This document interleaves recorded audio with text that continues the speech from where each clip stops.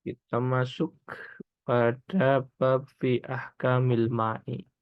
Hukum berkaitan dengan air. Jadi perkara hukum berkaitan dengan air.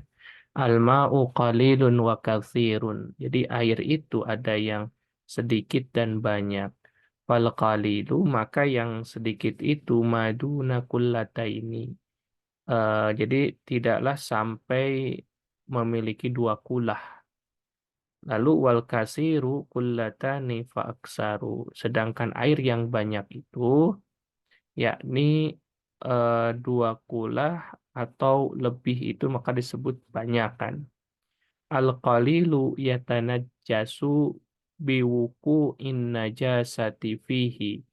Jadi eh, yang qalil itu, yang air sedikit itu najis karena mendapati ada najis di dalamnya. Dan walaupun wa illam yataghayyar, ya walaupun tidak berubah. Wal ma'u kasiru, sedangkan air yang banyak itu la yatanajjasu illa iza taghayyara ta'muhu aw launuhu aw rihuhu. Jadi tidak akan berubah kecuali apabila berubah dari rasanya, warnanya, ataupun aroma atau baunya. Nah, itu berkaitan dengan air yang banyak, air yang sedikit. Nah, yang sedikit itu kurang dari dua kulah dalam artian memang fokusnya itu seperti di kolam atau di tempat yang terbuka. Berbeda kalau misalnya hari ini kita memiliki bak mandi dan sebagainya, tapi ini fokusnya adalah seperti apa namanya itu kolam yang ketika di bawah dua kulah tentu diyakini di dalamnya ada najis.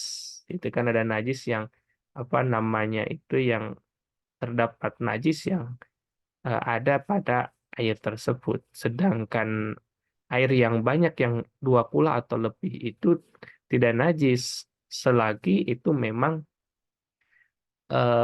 apa namanya itu tidak berubah dari rasa, lalu dari warna ataupun dari baunya.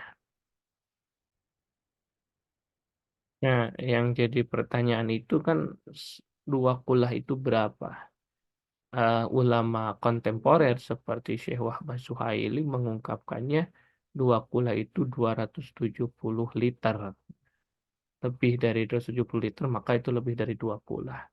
Nah, eh, tentu akan jadi apa interpretasi lebih ketika dua kulah itu berkaitan dengan tempat terbuka itu apakah dengan apa namanya itu istilahnya seperti wadah dan sebagainya. Nah, inilah yang akan menjadi pembahasan selanjutnya. Tapi intinya ini menjelaskan tentang air yang banyak dan air yang sedikit. Lalu selanjutnya fi mujibatil gusli, perkara-perkara berkaitan dengan mandi. Ya, ini mandi ini merujuk mandi besar. Mujibatul gusli sittatun. Jadi perkara wajib mandi itu ada 6.